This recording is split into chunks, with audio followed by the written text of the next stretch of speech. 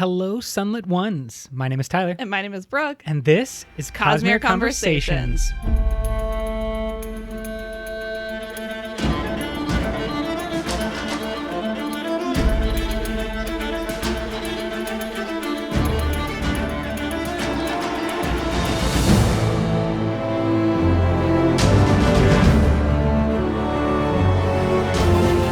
We have a doozy for you in this episode. We sure do. The Sunlit Man has been a wonderful book. When we read it, we were saying to ourselves, we've got a lot of podcast episodes to work on. Yes. We've already taken Zigzal's journey to Nomad and to Zellion, and we're going to be looking at in this episode the planet itself, the planet of Canticle, which I want to start us right off the bat. Do you think there is a weirder planet than Canticle in the Cosmere? I think it's definitely up there in its weirdness. I feel like maybe it is somewhat on par with Taldane, just in the sort of complexity of things that are happening, where on Taldane you have energy, and they're sort of similar in this way. They have energy coming from the sun, or investiture coming from the sun, and then the way that it works its way into like a usable form is a little bit more convoluted than what we see in a lot of other places. Definitely the convoluted nature of the investiture and how that works. As a planet, I maybe thought Threnody or even Cell, but those are more caused because of their investiture weirdness. The shades on Threnody and the Dominion devotion, like not existing as pure shards, all that jazz kind of made those ones stand out. But I think as a planet, talking about the geography, Taldane is probably the best call because the tidal-locked nature of that planet influences the societies and the magic system and everything that we see in that story. But I think Canticle is at the top of my list of weirdest planets that we've seen in the Cosmere. Even, something like Rashar, which does feel very alien in a lot of respects, is not really close to just how strange the planet of Canticle is. So we wanted to do kind of just an episode on the setting on this planet and then how the investiture works on that planet. Yeah, because it's all tied together. But let's just start with sort of the regular physical appearance of the planet. This is a planet that has rings, which I don't think we have any other Cosmere planets so far with rings. So that's kind of cool. It's described as, quote, a planet that wore a crown, end quote, which is a nice metaphor. Right. I think that Saturn in our galaxy is probably, if not the most well-known planet, certainly the most visually stunning when you see the images come in. And I agree that for how common I believe rings are around planets, we haven't seen one, and certainly not one where it's a central feature or focus. And that's kind of, I guess, an untapped resource that Brandon hasn't really gone into until Canticle, because I do think it's a striking imagery when you have a planet with the rings surrounding it, and then obviously what you were saying about the sun and the kind of investiture magic all coming from that source as well. I want to see more of that, and I would be really excited if in the future there were some technological rings around planets. Oh, sure. Like a foundation kind of situation. Yes, exactly. With its little elevator skybridge thing or later season. Yeah, I think that's definitely possible for the future of the Cosmere. We also have this description, quote, brilliant blue and gold circling the planet, sweeping high in the air, extending as if into infinity, end quote, to describe those rings. And while the people of Canticle are so centrally focused on escaping the sun, staying alive, I imagine that if we had a Adolin and Shallan-esque date, you would just want to go up and to a high peak and check out the rings and just see how pretty they are as the stars are passing, and you just have these big rings that are occupying maybe for what on Earth is the moon, because there's so many stories about the moon and the importance and significance of the moon. I feel like for Canticle people, If they ever had a moment to relax, Yeah. they would really love this view. I'm curious also if the colors were chosen for a reason. As far as I know, like colors that rings appear have to do with the content of them, the different. The molecular makeup, the structure of the different, whatever happens to be in those rings is then reflected in the color. Yeah. So if there's somebody, a science person out there who is like, oh, blue means there's a high concentration of iron.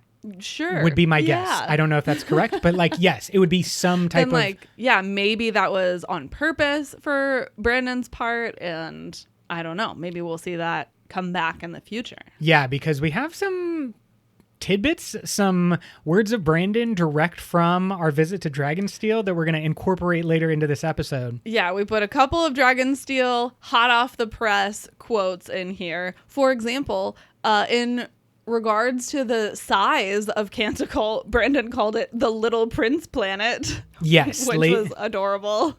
Le Petit Prince is perhaps one of the most well-known stories that deals with a tiny planet. Yeah, and everyone has seen the classic image from that book of the tiny little planet and then the little prince standing on top of it, incongruously large compared to the planet. I feel like that actually gives us a really good baseline for understanding Canticle, because if you try to imagine the little prince's planet and like what that would mean for the little prince himself, if he happened to be on that planet, how would that gravity affect him and how would the movement on that planet affect him? That's kind of what we're going to get into a little bit today. Brandon, of course, does it more realistically than that silly story, but the functional baseline that he begins with is a planet that is very small, especially compared to larger planets like Rashar, even Earth-size planets like Scadrial. We are talking much, much smaller than anything that we have as a comparison. Direct from the source, we have that the rotation of the planet, that's a single day, not a revolution around its star, but a single day takes about 20 hours, but a Canticle hour is roughly half of a Rasharan hour. What this means is that one Canticle day takes about 10 galactic standard hours. And we have a galactic standard now at this point in the Cosmere. In the story, yes. We have the BEUs, the breadth equivalent units, and a galactic standard. Yeah. So there's a lot more collaboration and standardization happening across the Cosmere between planets. This makes a lot of sense, especially with the information that we got from Yumi about the Iron 7 way station, which we can only imagine is some type of space station crossroads of sorts that exists near Kamashi. But in our own world, standardization of things like time zones came along with the expansion of railroad lines, especially across the United States. You have this huge continent that is introducing faster and faster means of travel, and then that requiring organization and standardization. I think that's also what we see in the Cosmere, is basically like as people were able to move further and, you know, travel outside, they start interacting, trade in the very normal sense, but also trade in the investiture sense. You need the beginnings of standardization. And that's why by the time we get to the Sunlit Man, we have breadth standardization and a galactic standard hour. Canticle, about 10 hours. So it's a very short rotation. Super short day, and it is possible for the people to circle the planet in about 4 hours. So you can go all the way around the planet in less than half a day. Completely mind-boggling when just like a trip from within the United States to get to Salt Lake City in order to go to the Dragonsteel convention probably occupied about 4 hours of most people's day, unless they happen to be local. But like, you know, traveling to your local airport, getting on the plane, all that wait, then arriving at a hotel, that's probably easily 4 hours, if not more, depending on where a person was traveling from. And to circle or encircle an entire planet in that amount of time is really mind warping. It doesn't make a lot of sense to my brain. It's wild. But the Canticle people are doing this every single day because, of course, they're racing the sun. And that's kind of the other side of this equation. We have the planet itself and kind of the gravity and the ecosystem that it creates. But we also have the sun as an important factor. Let's talk about the gravity first, though. Yeah, because it doesn't match the size of the planet. Quote, most worlds with this kind of gravity, he explained, are much bigger. You've got something dense at your core. Invested, I'd say, since no natural element could create this kind of a gravitational pull and leave the planet livable. Your atmosphere also seems to thin at an alarming rate. From my estimation, 1,000 feet up and you're well into the death zone. No wonder you only hover your ships 30 or 40 feet in the air. End quote. Yeah, another mind-warping aspect of this planet is their inability to fly upwards. They're almost like Mario people, existing in 2 dimensions only. They got a tiny bit of that 3rd dimension or 2nd dimension, whatever height. They're not using a lot of that height. It was really throwing me off when I was reading it because I kept imagining them like flying. Yeah, regular flying. And then I have to remind myself that they're only like 50 feet off the ground. I don't know if I've ever seen anything fly 50 feet off the ground. So like, I literally don't know what that looks like and can't imagine it. Right. It's more akin to a balloon floating in space rather than it is an object that is flying. Right. I think that this is really difficult for us to understand. Now, I don't quite know what it means by the death zone. I guess that's when a normal human without a suit could exist. Mm-hmm. But like Earth's atmosphere goes out about 60 miles out from the mean sea level or wherever you happen to be measuring from. So 60 miles or about 330,000 feet is what we're talking about. Now, is that the death zone? No, it's probably way, way beyond the death zone, but you're talking miles upwards. Yeah. And on Canticle, these people can't go over 1,000 feet. Exactly. And so we, again, don't have a great comparison, and I don't think that any other planet in the Cosmere is similar in this regard. It is basically forcing the people to remain locked in this existence that they have until Nomad and the events of the end of the story kind of like change their perspective, give them a renewable resource and give them some hope for developing differently. But I think this is one of the great things that Brandon does is he's using the environment, as we talked about previously, to mimic Nomad's journey, always on the run, always, this great desire to keep moving and progressing and not staying still. But that also means maybe like moving past your trauma or like refusing to deal with what has happened in the past is kind of the journey that Nomad is on. But so too for the people on Canticle, they are locked into this race that they can't escape, they can't elevate beyond, and they don't really have a lot of hope for changing their circumstance. I'm curious, of course the question is, how did they get here? It seems like they came via regular space travel, not through the cognitive realm. So like they must have had a ship that was able to get through the atmosphere, and keep them alive. But then where is that ship now? Did it just stop working? Did they disassemble it and just resign themselves to staying on this planet? They don't seem to have a whole lot of initiative to get off the planet. And maybe that's just because, like you're saying, they're constantly running. They don't have a whole lot of extra brain space to think about, like, what will we do? They're just living hour by hour, minute to minute. But that is a question sort of bouncing around in the back of my head. And when I first started this book, I thought maybe this was another planet in the Threnodite system.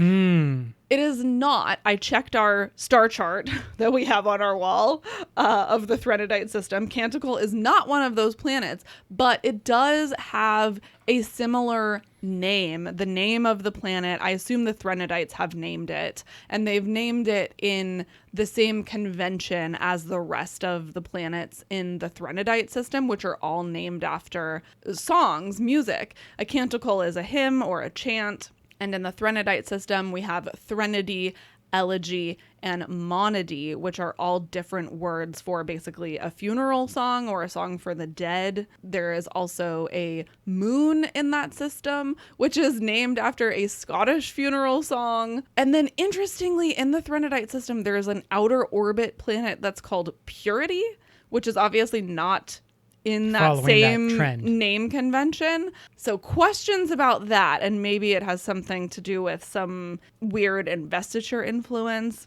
Yeah, I could imagine that maybe being a spot that is saved from the destruction, because you have all of these funeral songs, songs of the dead. You have Threnody, which is, known as hell. And this concept of like the dead coming back to life, or the dead kind of haunting you with shades.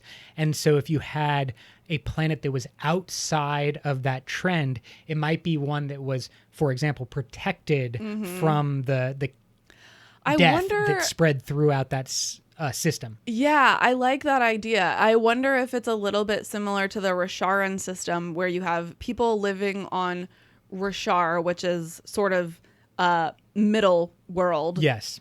And then you have Braze, the planet that's associated with hell, and Ashen, the planet that is sort of associated with like the afterlife or the Tranquiline Halls kind of thing. If it's almost the same, where you have Threnody being hell, maybe you have elegy or monody as like a middle world type thing. Maybe one of them is like a purgatory-ish thing, and then Purity would obviously be your heaven, your afterlife, beauty and wonder. I do think that it's a concept that Brandon is playing with in the Cosmere, as you mentioned, Rashar being the most obvious example. So I wouldn't be surprised if it showed up elsewhere. You also have the kind of very dualistic nature that we see throughout the Cosmere, Taldane being the best example of that. But maybe too now Canticle as well, with just a very clear night and day cycle, and this escape from hell, literally like burning alive or being burnt alive, and trying to They really exist. just went from the, frying pan to the fire. It's only frying pan or fire on this world. You can be in the frying pan and then try to get out, or you can be in the fire and not make it out. Unless your name is Zellion. So we know that Canticle is not in the Threnodite system. Do you have any ideas or theories about where in the Cosmere it might be? Well, it's strange, I think, that you would ask, because the whole nature of Nomad's journey is that he's basically been around the Cosmere so many times that he has outpaced He's just Hoyd. Pinballing around. And so he's just been he is the Johnny Cash song, just I've been everywhere, man. And that's him across the Cosmere. Oh, now I really want country singer Zellion in his old age. No.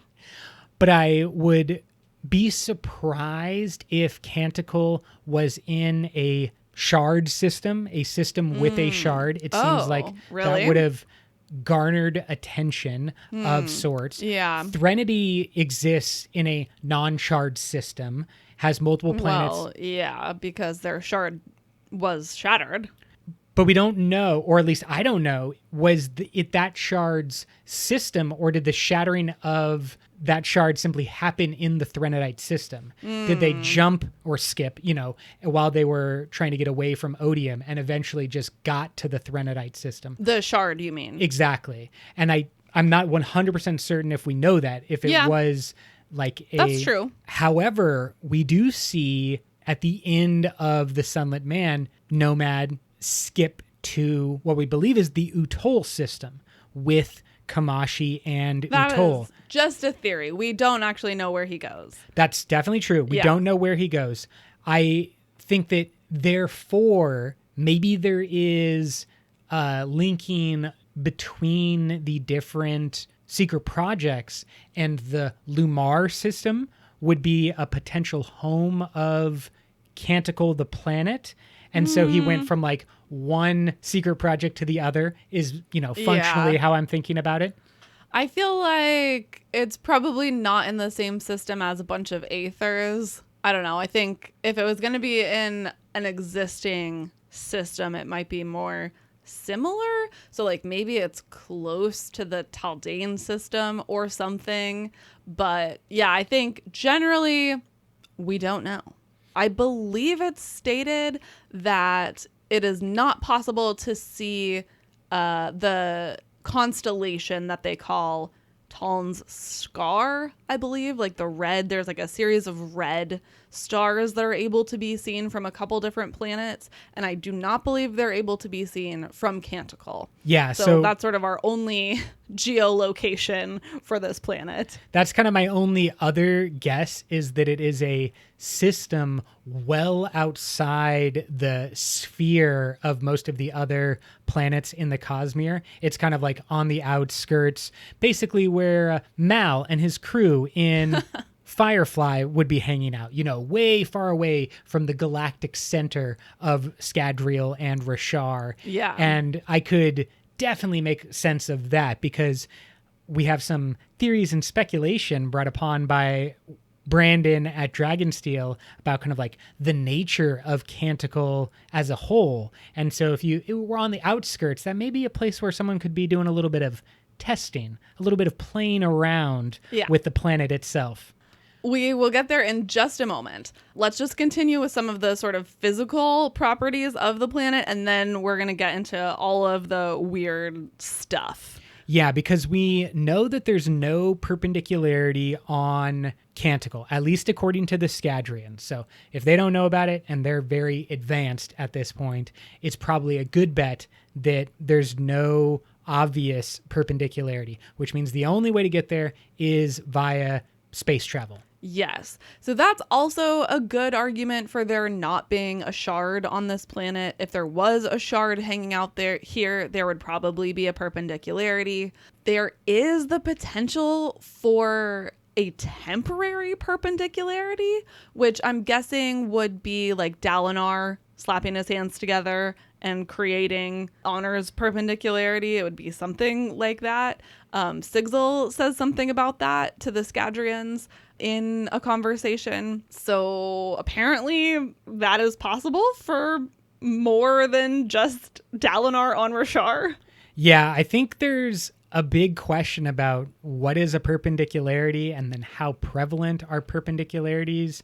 Again, previewing what's about to happen in this episode, but Brandon did read directly from a chapter, an interlude of Stormlight 5, where there are seemingly a number of perpendicularities that all appear at once.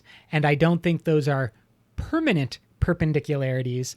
I think that temporary perpendicularities might be something we see more in the Cosmere. Maybe as radiants expand and become like a and fifth obviously this would be something you would investigate in terms of magical technology. If you're going to start to create fabrials, of course you would want to create a fabrial that could use those same surges and create a perpendicularity on demand. We see in Rhythm of War that Dalinar is sort of always needing to be on hand to do the thing and like transport people. So if you can put that in a device and divvy them up or through your troops, obviously that's an advantage. Yes, and we have an example of that fabrial already in existence. The Sibling and the Oath Gates, I think, are an example of, on a large scale or on a very big scale, what is possible. But then we have the Mother of Machines, Navani, out there working. I could imagine her contribution being personal teleporter devices, a la Star Trek, more than anything else we've seen, and just kind of being like a beam me up Scotty type of situation. Yeah.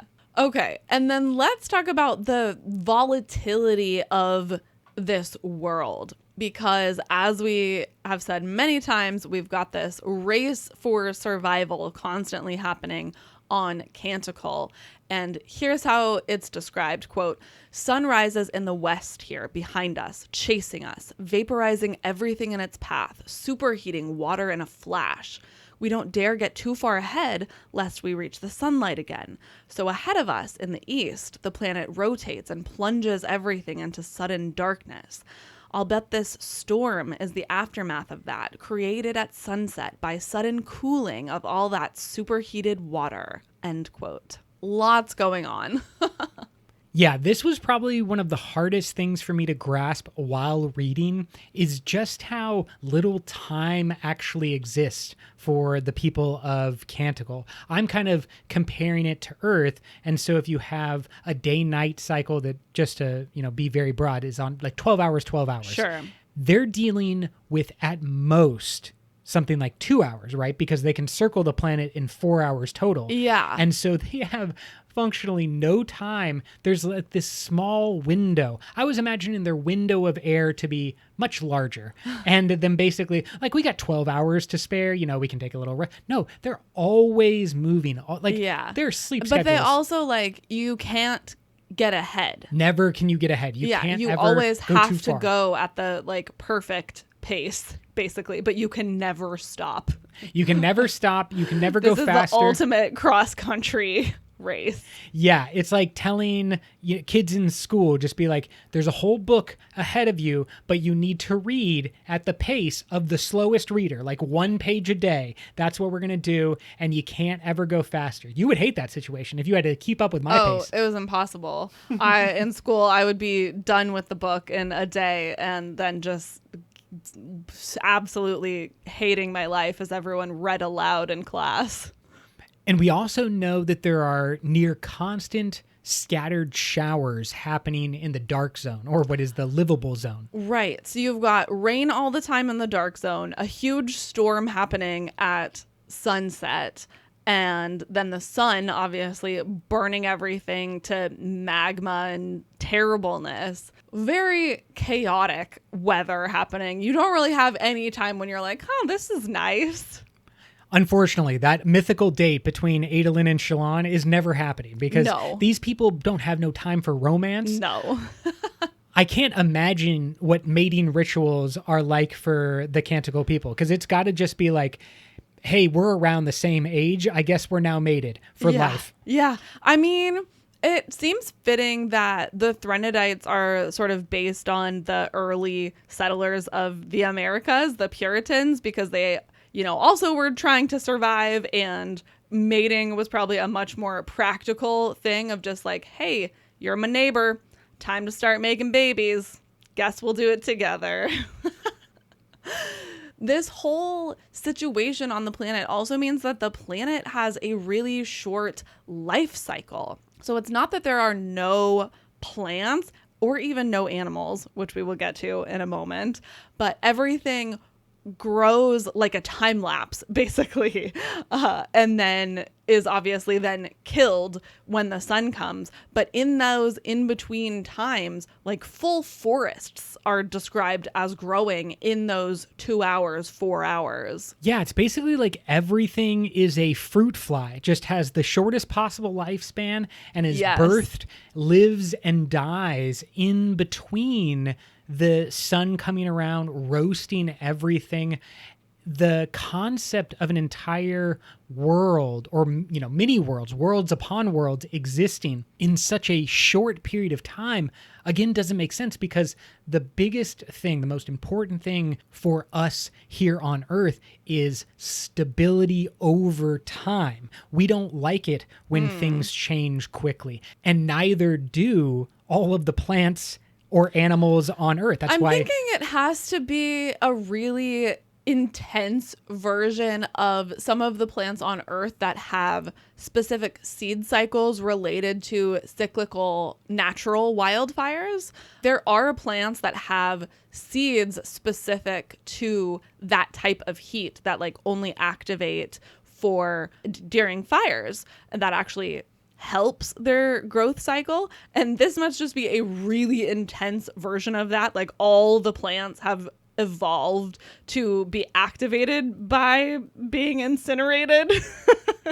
Yeah, I think that's a great call. And an increasingly fast lifespan and a system that is basically a little bit what you were saying, with just happening instantaneous, happening because of the fire. But I also think there's something akin to what is happening on Rashar with plants or animals that are hiding in some way. We don't get a lot of description about either the flora or the fauna on Canticle, but I do think that some of these species, be they plant or animal, have to be able to resist that planetary destruction that happens every single day, multiple times a day. And when you have the life cycle happening this quickly, it seems like you would also get evolution more quickly. Right. You know, like your species is going to have to adapt more quickly to have that short life cycle or to be impervious to magma or something, however they're surviving. But no individual landscape features stay the same throughout this process. So it's hard for me to imagine how the animals are living. We've got a quote in our notes buried somewhere about the animals. It's literally one mention that's very small, but just huge question mark there of like, how do you exist? Do you fly?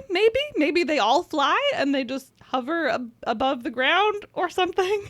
Yeah, I would think that insects are probably the most comparable species to what has to be existing on Canticle. And you could definitely imagine if there was a needed short lifespan that insects who can fly, as you're saying, are going to be the ones that are most successful in that type of situation. I imagine just a horde of mosquitoes that's moving along with the rains and the like scattered showers in the darkness would be the best possible species. Yeah. And then maybe they I guess land, that's probably the breed, answer, right? And then grow from there. And like the new generation goes out while the old generation is incinerated. Yeah. Like animals also just have to be constantly moving like the Threnodites in the shadow, basically. It is important to remember that the Threnodites are not from Canticle. So there is a huge divergence in what we are talking about now. Native Canticle plants or animals and the people of this story. Although, I mean, you have to say there's also a big division between these people on Canticle. Like, you would maybe just call them the Canticleites at this point. Definitely. None of them ever lived on Threnody. Right. You know, so they're also distinct from actual Threnodites on Threnody. I definitely agree with that. They're not really Threnodites, but they're also not native to the planet of Canticle. Yeah. So simply because they move around with the natural shadow that is appearing doesn't mean that every single species has to do that as well. They may have adaptations that allow them to survive in some way or seed in some way that we simply don't recognize or don't understand because we don't interact as much with the actual planet itself. But I really love this next quote as a description of the planet itself. It brings in a single word, which is primordial, and I hope that will give us a great picture of what this planet is like. Quote, "It's remarkable, like a primordial planet still forming. What would it be like to live in a place where you could make no maps, a land with no familiar landmarks, nothing permanent except what you carried with you?" End quote. I think that summarizes basically everything that we're talking about. The lack of any permanent landmarks or ways to familiarize yourself with the environment is just so detached from the reality of humanity or of any of the people that we've seen around the Cosmere. Think of how important the nation states of Alethkar and Thalena and even the great towers like the Sibling. Yeah. Well, they have groups, they have nations. They just don't have a permanent residence, basically, other than their ships, which I'm now finding extra interesting with Brandon's recent speech about liminality and sort of the in-between. And the Canticleites are always in between. They never arrive at their destination. They are always on the journey. Yeah, definitely sorry for all the word of Brandon drops that we are about to do in this episode. If you have not had an opportunity to listen to some of Brandon's remarks from Dragonsteel, his main speech that he gave was all about those liminal and transitional moments in life. And it makes a lot of sense that the Sunlit Man was one of the books he was working on while he was thinking about these transitional times in life. And it is simply a small example among the bigger works that he was working on: The Lost Metal, Defiant in the non-Cosmere universe, as well as Stormlight Archive 5. So he's concluding several series and also wrote The Sunlit Man, and I feel like that's a magnifying glass onto what he was thinking about and what he was kind of working and processing. It's like a way to really hone in on a specific aspect, and this feeling of like constantly needing to be moving and transitioning and never able to rest or stop is probably a reflection how Brandon feels right now. Okay, and then to get into some of the more interesting aspects of the planet, the core of the planet is absorbing the investiture from the sun, which results in the ground rapidly cooling and then cracking. And from those cracks, flammable gases emerge and then like light on fire, basically. And it's described, quote, like an electric current, like lightning forming a current between cloud and ground, only this time between sunlight and the core of the planet, end quote. That is really where things clicked for me, is when it had this description of lightning forming a current between the cloud and the ground. I'm sure we've all heard about lightning, that it is necessary to kind of like have that link. And when you slow down lightning, you can even see that it's not normally coming from the cloud itself down to the ground in a like beautiful, easy to understand linear pathway. It can in fact seemingly emerge from like the middle space, the transitional space, and reaching out and kind of like grabbing power all along until it is linking both the ground and the cloud and the sky. And then you get this burst of electricity, and that is normally what us humans see when it's not super slowed down. But it is kind of this like the energy is finding the path that is most perfect for it, and then once the link is fully made, you get the burst of energy along it, and that's a lightning bolt. I mean, in this case, I think it is more set in the way that it's happening. It's not quite as unpredictable maybe as lightning might be, because like the energy is coming from the sun and it is being drawn into the earth. So that is a much more direct path that it's being channeled into. And of course, the comparison or the imagery that is used is that of a light bulb. So, quote, everything between the sun and the core, it acted like the filament of an incandescent light bulb, superheated by the transfer of energy, end quote. So as the investiture is moving from the sun and being, magnetically pulled towards the core of the planet, everything in the middle is kaboom. A total bummer of a kaboom, but it's that incandescent light bulb nature that allows for the eventual discovery about the renewable ability of the sun hearts and how we can, again, have some hope for these people. Now, for me, as you mentioned really early on, I hope it's their ability to get off this planet and not just like, oh, now we can stay here a little bit easier. No, guys, make a big ship, fly away. Use the little bit of extra time and like brain power that you're going to have to figure out how to escape this planet. Charge up a bunch of batteries and get your freaking ships out of orbit. Now, the weird thing, and maybe the difference in an incandescent light bulb with Canticle, is that the planet itself is absorbing investiture, and that is making it more dense, kind of like collecting in the planet's core.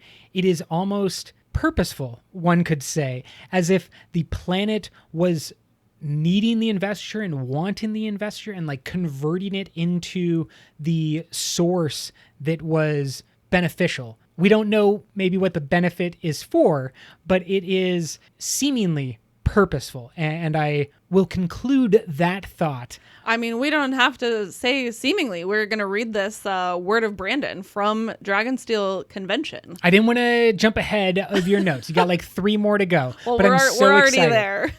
I'm so excited to bring this in because at Dragonsteel, we had a questioner who asked, quote, so what's up with Canticle? You've got the sunlight. It appears to be invested, and then the planet's core is trying to suck it up. And, where does it go after that? Or what does it...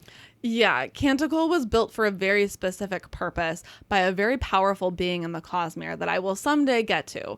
You're going to see much more stuff like this, basically mega structures that take planets or other sort of heavenly bodies. So it's not like some avatar of autonomy or anything like that? It's not an avatar of anything. It was built for a specific purpose, yes. Just wait till I get to the grand apparatus. You're going to love that. What was that voice that talked about a future Cosmere planet?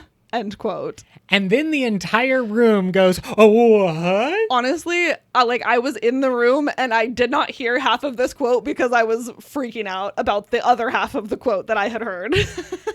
Every bit of this is insanity. We'll put the end at the end. We will get to the grand apparatus in a bit. But he begins the response with, Canticle was built for a specific purpose by a very powerful being in the Cosmere. And there are going to be more things like this, mega structures that are using planets or other heavenly bodies. What the heck? Breaking our brains a whole bunch, but this is what I've been alluding to, and now we have arrived. Canticle was built. It was designed. It was done for some purpose which we do not know. Yeah, this system of investiture transfer basically was done on purpose. So I'm assuming that it would be a shard that did this. Like a shard came and put some piece of itself, invested the sun, and I don't know how you would make the core be nom nom investiture, but apparently they did.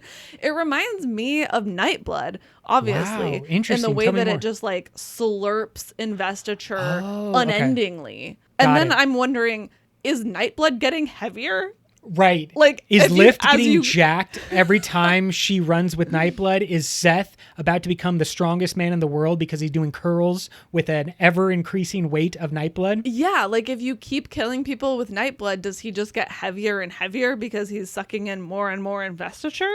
Okay, I have a lot of thoughts on this because I personally have held Nightblood. Now we're just bragging about going to Dragonsteel. I held Oathbringer, and Which I is think far it was heavier. way heavier than Nightblood. Yeah, that was something I saw like somewhere- 60 pounds. Yeah, yeah. Yeah, it was like 60 pounds of aluminum. Nightblood was a little bit lighter, but I think you're onto something. I think that the concept of, is it Nightblood? What's going on? So you have two different things going on. You have the planet itself, which is consuming investiture Yeah. and getting heavier. Yeah. So that's in the physical realm. It is gaining mass. Yes. That's inarguable. You also have the sun, which is giving off investiture, very similar to the Taldane system. Right. Yes. And the sun on Taldane is invested by autonomy. So I think that this is not autonomy, Right. but it could be. You know, Yeah. that's like makes It could be. Yeah. If Brandon said this is autonomy, making like a mini version of themselves, I would be like, oh, okay, that makes perfect sense. Yeah, this was like the tester before they went to Taldane. Sure. Or something. But I don't think it's that. Yeah. I have a theory. Do you want my theory right now or in a little bit? Yeah, I think we can talk about theories. Okay, this is my call for invention. Invention, the shard we have not seen yet. You're going to throw out my theory. Oh, yeah. I stole it right from you. Just went into your brain, took it out. No, I think... I've been so excited to talk about this. Love it. I think that this is, along with what Brandon said about a grand apparatus existing, a mega structure across the Cosmere, or multiple mega structures existing. That to me sounds like the pinnacle of the shard of invention. Like, what do you do if you are more creative than your Wozniaks or your Jobs or whoever is working on OpenAI now? Just if you continually advance along the invention, eventually you're going to get to, oh, I'm going to build myself a planet machine. I'm going to make the Death Star, but maybe for infinite energy? Like, what if they turned the Death Star in on itself? Yeah, I mean, the question then is like, why was the system built? Like, what was the purpose? It was built for a purpose, but what is that purpose? Right. Because, like, is this a mistake? No. You know, like, did they... It's practice. Were they practicing and then it was like, ah, man, that one didn't work. One day it'll be a black hole. Oh, well. I would say that's close to what we have here. That's my speculation. Yeah, because if the planet just keeps getting more and more dense, it will turn into a black hole. Was that the like goal? Yeah. Was the shard like, I would like a black hole, please? Or were they trying to do something else? Like, I was almost thinking maybe they were trying to create an investiture like magnifier, maybe. Right. Maybe they were trying to do the opposite thing and make the core multiply the investiture that it was receiving, and then they sort of like Nightblood, they like gave it the wrong command and were like, oh man, it just goes in, I can't get the investiture out, it's like not doing the thing I wanted. And then maybe they go to a different system, find a new planet, and like try it again. So like, is this a failed experiment or did the experiment work? I think you and I are going to be speculating on that point for a good long time because I don't have the answer. I don't know if there will be an answer in the books for a long time. Oh, for sure. But I do think that question is perfect. I'm thinking, isn't there a famous quote from Edison about like, I didn't fail to make the light bulb 1,000 times. I just had like 1,000 tries that didn't work or something. Yeah, basically the idea that he had way more failures than he did have successes, and it's those failures that led him to the great success. Yeah, that's exactly. And there's a quote almost exactly like that in The Sunlit Man. Nomad says, quote, "Failed ideas lead to successful ones, contemplation. They're the only thing that does," end quote. Which is another point in favor, I think, in the column of invention is the shard that invested this planet. I do think that Brandon is pushing us that direction, kind of like introducing this quote and then making us go like, hey, wasn't that said about some famous inventor here on Earth? I mean, also just like, obviously the light bulb itself is a really universal sign of like idea or invention. And the people living on Canticle are sort of the embodiment of the idiom that necessity is the mother of invention. Yes. So I'm totally on this train.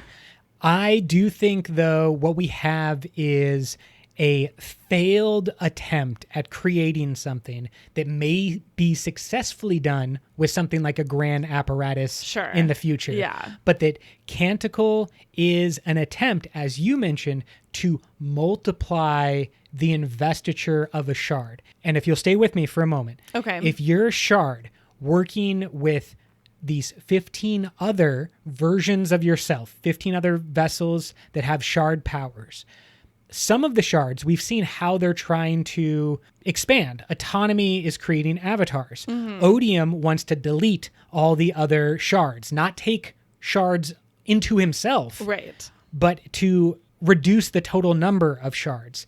Invention might be the one who says, hey, what if I can make myself more powerful? I don't know what that means when you're talking about like infinite power of the spiritual realm. Yeah. But that's what I could see invention trying to come up with. How do I take X amount of investiture, enough to invest the sun, 1% of my total power, and how do I make that 10% of my total power? That seems very invention-like. If Canticle was meant to do that, was meant to take a sample of investiture from the sun and then create a planet with far more investiture that was given out through life, through complexity, through I don't know what. Yeah. It may be considered a failure. I think it's a failure for anyone who's living on that planet. It seems difficult for the Threnodites. Yeah. I mean, but then in a way, maybe it was successful. Maybe it's worked. It does seem to magnify the investiture in Sun Hearts. Right. I think that's the key, the clue that tells us this may have actually worked. And this may be, I forgot exactly what it is, but the people who are working on like the Manhattan Project, they had a bunch of precursor tests and experiments that they were running before they like built an atom bomb. Of course. And they were able to, get a good understanding of what was going to happen down the road when they were combining like several different of these experiments from around the country in like different secret laboratories, but they were only working on one part of it. And to me, that's kind of what this feels like. It feels like one part, the energy magnification part of invention's grand apparatus or grand design, and it may have worked. We may have a planet in Canticle that is storing more investiture than the investiture that came from the sun in the first place. But I have so many questions. You just have the core of this planet absorbing investiture, which it can do a lot of, but it can't do it infinitely, I assume. So again, at some point it's going to turn into a black hole. I don't think it necessarily has to. Do you stop it before it becomes a black hole and just like destroy the planet and then grab the core or something and be like, now I have an investiture battery in the core of this planet? Or what happens if it does become a black hole? Like, does all of the investiture get released out into the Cosmere? Or does it go away? Does it go back to the spiritual realm? Or is that the way that you like deplete the spiritual realm and all of that investiture doesn't recycle? There's a lot of questions. There's so many questions. I don't want to pretend like I have the answer. So wild. It is what I was saying at the very start of this. I think it's the weirdest planet in the Cosmere because you're right. I think this could be the potential for some type of super battery. If you have a person like Dalinar who can merge the three realms together, what if instead of merging the spiritual realm, physical realm, and cognitive realm, or he reaches over to Canticle and grabs the source of energy there? Oh my God. You actually mentioned something when we were at the con about Lift being able to create her own source of investiture. And so if Stormlight, for example, became corrupted across all of Rashar, and Lift was the only one who could make new lifelight in that instance. But what if too, investiture across the Cosmere becomes corrupted in some way? Now you have this store of pure Aeon Door, but it's not Aeon Door. Sure. It's like pure untapped investiture, ready to go for an unchained bondsmith to use in their pinnacle moment. I don't know. And we're getting like the draining of a whole planet. Yeah, or there's like, then there's a mining operation or something because you have some type of invested ore or metal or something at the core of this planet that's super invested. Or it becomes a black hole and then it's like a super perpendicularity, maybe? It's like a huge perpendicularity that you could like fly a ship into and go to the spiritual realm. I mean, it is a huge singularity. That's definitely for sure. But it's invested. Yeah, which so makes it a perpendicularity. A perpendicular singularity. Yes. Oh my gosh. I could theorize about this forever. One of the weirdest planets in the Cosmere, we don't know. We don't have any idea. We're not going to get answers anytime soon. But I believe that Brandon is introducing this thing, Canticle, as a mechanism. And he clearly followed up. Like, this guy is doing this all on purpose. Of course. He has the Sunlit Man at his con. He's got the book club on the Sunlit Man. Everybody's chatting about what does this mean? The questioner, which anybody kind of could have predicted. This isn't a wild question. It's a, fairly straightforward, hey, you have this weird planet. What does it all mean? And then Brandon's just like, you guys are going to love when I introduce the grand apparatus. I know. We all lost our minds. And I think that's because this is the precursor to that grand apparatus or to these mega structures that we're going to see. If you need a mega structure that has both energy and investiture. Now you have all of that in the physical realm, in physical mass. And we've already learned from like the Lost Metal that mass, investiture, and energy are all the exact same thing, that they Right. It can move through those states. Exactly. Yeah. And so now we have the mass and investiture that is just ready to go, ready to be tapped whenever somebody happens to need energy. You just have to destroy Canticle to do it. So I really hope the Threnodites get off this planet. The only argument or thought that I have to push back on this idea of invention being the big power here is there seems to also be an emphasis on unity or uniting. Like the Cinder King is obsessed with uniting his people, and the Threnodites, all like see each other's souls as the same, so they're sort of united in that way. So could that be maybe the shard or the power here? Is there maybe like a Dawn shard buried in the core of the planet or something, and that's why it's like guzzling investiture? That's really interesting. The Dawn shard as the core of the planet is unique. It would be hilarious if Nomad, who had dropped his Dawn shard, arrived on the planet of another Dawn shard, and the Night Brigade just kind of like missed that because they were too focused on like, maybe if we track Nomad, we can find our way back to the Dawn shard, and be like, guys, you skipped the one that was right in front of your face. That I like a lot. And I think because we know that the Dawn shards are being hidden around the Cosmere. So I don't know. Core of a planet, that seems like a good place to hide a weapon. The core of a planet that I still think was purposefully built and purposely set up by someone. Sure. And so if you had... But yeah, if you already have this thing that guzzles investiture, and that's exactly the type of property you're looking for when you're building this thing, yeah, chuck it in there, Why build it from scratch? Definitely don't reinvent the wheel. Yeah. But I think it would be a great way to hide from other shards what you are doing. If you're invention shard and you happen to know that there is a Dawn shard that you want hidden, you can create this grand apparatus or this precursor to the grand apparatus around the Dawn shard. And then when the shards, who have almost omnipresent abilities, like they can find out what other shards are doing if they want. Yeah.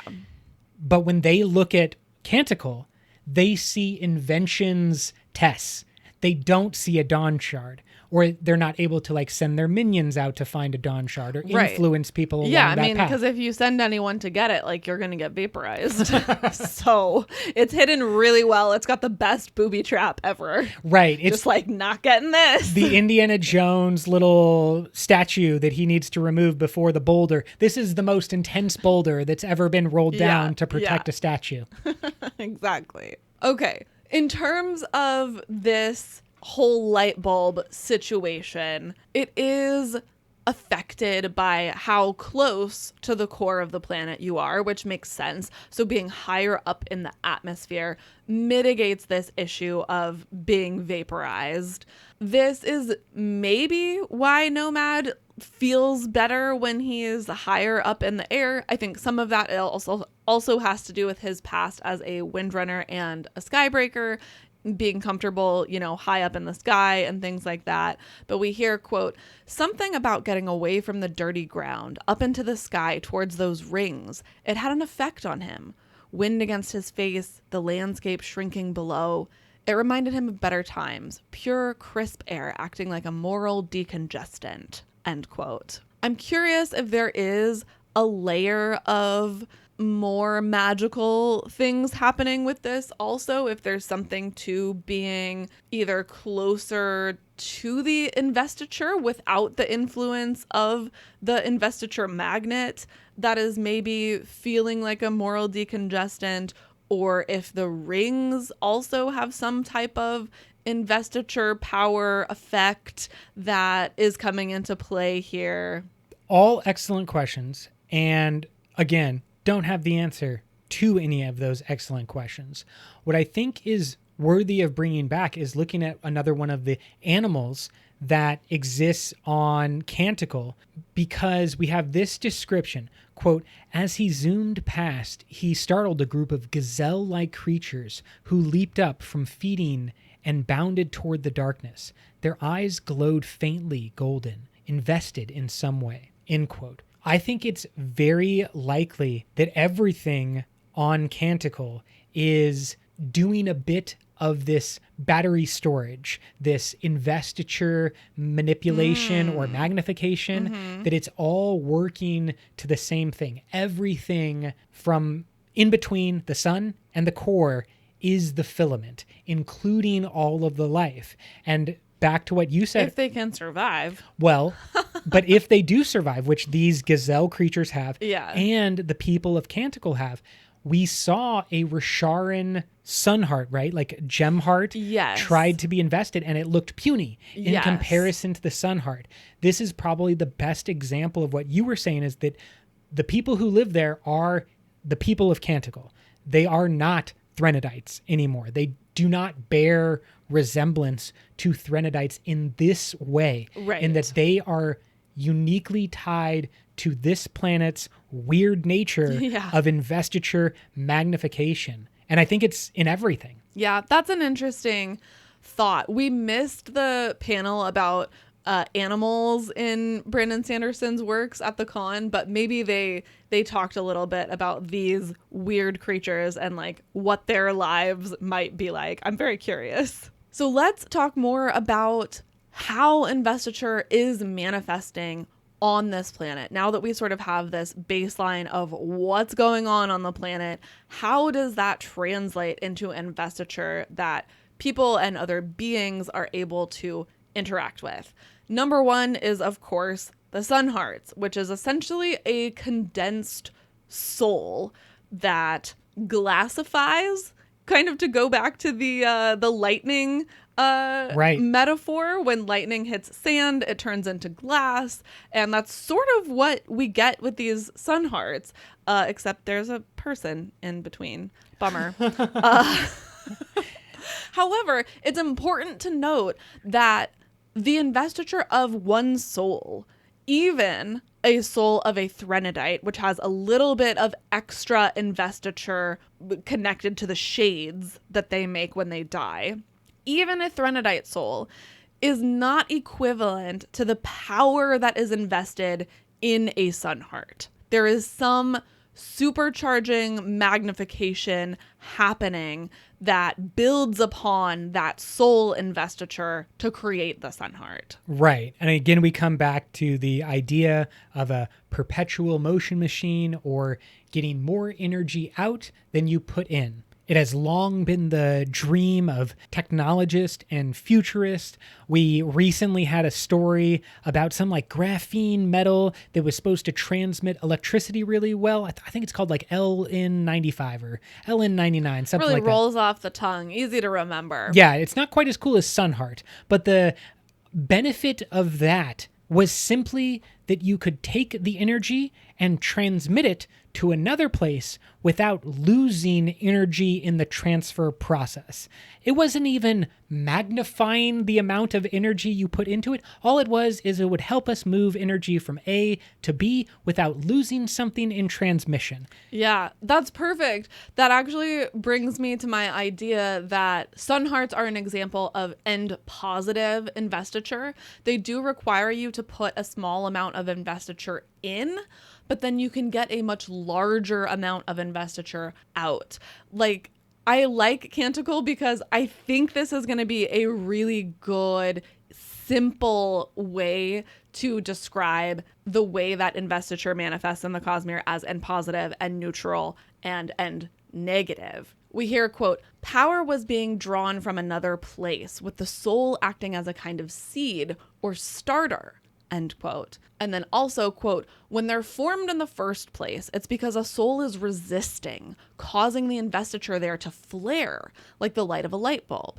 That's what captures all of that power and leaves behind a sun heart," end quote. Yeah, this idea of the soul as a starter, a kind of like sourdough starter or a little bit of yeast to help begin and activate it's like a that. catalyst. Yes, it starts that process, and it is a process where seemingly you can get more energy out than you put in because of the soul as the starter. And it's so interesting that you mention in positive investiture, because what's the other planet that we have the famous example of in positive investiture coming from? Scadrial.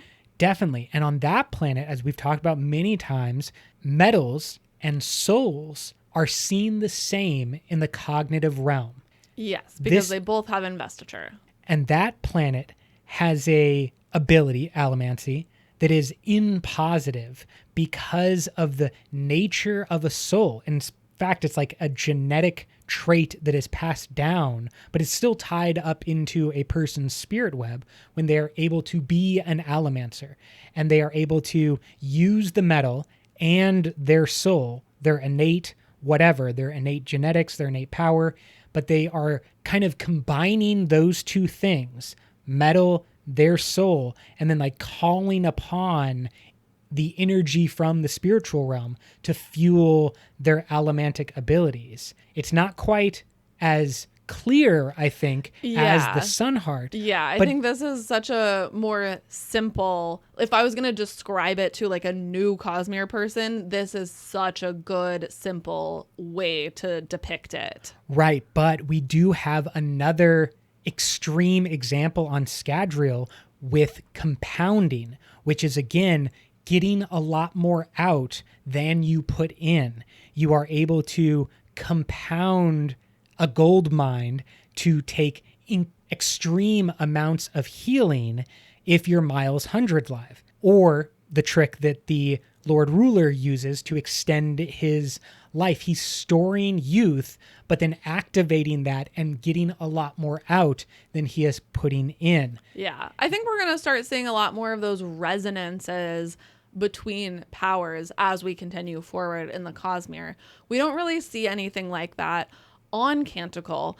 It is really interesting that Sunhearts seem to have a sort of special property or power. Quote, Sunhearts float near the top of magma for some reason. You can find them in roughly the same place that you left the people, even though you often have to pry them from the stone, end quote.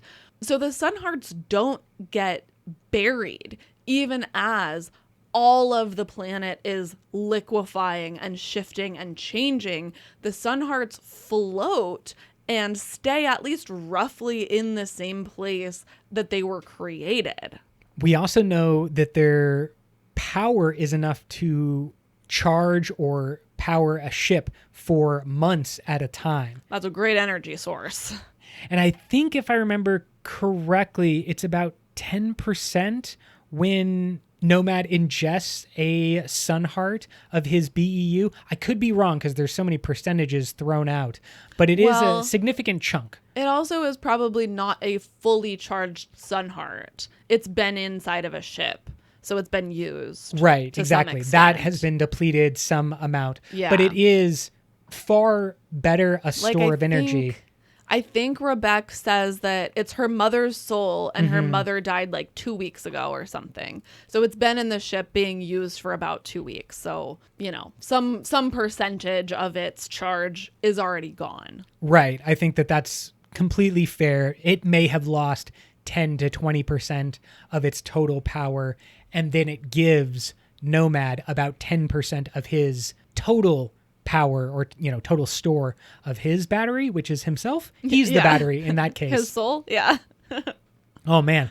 But that's actually an interesting combo, because Nomad is now part of Canticle, but before he even got there, his soul was warped by the Dawn Shard that he held, and seemingly if he was able to be turned into a Sun Heart, he would, I think, be many times more powerful than an average Sun Heart. Yeah, depending on how much investiture he was holding at the time. If he had 10% skip capacity when he died on Canticle, he would, the Sun Heart that was created would maybe have 15 or 20% more battery than a Canticle person. But then also you have to think about, is he bonded to a spren at that time? Because right. it like is then the spren investiture also going to get put into the sun heart? If he was holding a dawn shard at the time, like does the dawn shard also get put into the sun heart? I would imagine that's where it breaks, is that maybe the spren gets dragged along depending on the circumstance of death, but the dawn shard is actually bigger than Nomad, and it, so like, can't fit into the whatever square hole or whatever that like yes. the investiture is being sucked into. It definitely is a square peg in a round hole. Yeah. Except the square, or just like oversized peg in any hole. Right. Speaking of cylinders, let's go to another statement from the text. Quote, "A small cylindrical lump of smokestone 8 inches tall and a few in diameter. The surface was marked with ridges and a kind of grain, like melted wax. It was random, of course, but he could swear that one section looked like a screaming face." End quote. This is a description of the physical nature of a sun heart, and we believe that the image that he has seen is that of the owner of this sun heart. I believe that's Rebecca's mom in this instance. Yes, that's the thought. I think it's interesting that the surface is kind of grainy or has a texture of some kind. It's not a smooth stone. So also similar to how glass forms from a lightning strike, it's not going to be the smooth, perfect glass that we see in, a wine glass. Mm-hmm. It is more rugged than that. Okay, that's another mention of smokestone, and I want you to dive into that. What is smokestone? What do we know about it? Yeah. I immediately, when I read this, was like, wait a second. Smokestone is for sure one of the pull stones on Rashar that's associated with their numbers and the Night's Radiant and essences and all of this other stuff on Rashar that I have a wonderful spreadsheet of course. Of course. And so I dove into it. Notably, smokestone is related to the Order of Skybreakers on Rashar, of which Nomad and Auxiliary are a member. It is associated with the essence of vapor, and so it's used to soul cast opaque gases like smoke and fog. They are used in fabrial clocks, and smokestone is chemically sort of a version of a quartz, which is maybe why it is appearing in this kind of crystal form. It's described sort of like you would see a quartz crystal. Yeah, kind of growing organically rather than, as you were saying, something that's like manufactured and produced, or even like a gemstone. I feel like those have the shiny kind of nature. I mean, on Rashar, they probably do process the gemstones because they're going to be used in fabrials and things like that. Curious if the processing makes them more effective. Like if you have a clearer, better quality smokestone, does it do better soul casting? Well, we know that would it be a more powerful sun heart if you like polished it up a little bit? I don't know. We know that the Thalen people certainly are playing around with creating more pure, better stores of gem hearts. Right. Yeah. The facets have an effect on how much stormlight they can hold. And how much they give off over time. They like naturally run out. But the Thalen seem to have solved that problem and then just didn't tell anybody about it. I think their use in clocks is really interesting, especially if there is some type of mega structure going on here. And we have a giant clock of sorts, a mechanism that was created by a godlike shard. But I also think that it is interesting that we have Smokestone and Zephyr from Tress. Oh. Which Brandon has said Zephyr, which corresponds to air, is going to be very important for space travel throughout the Cosmere. I wonder if Smokestone will be important as well. Related to. Yeah, sort of similar. I think maybe they're distinct, but I do think they're we'll distinct. have to see.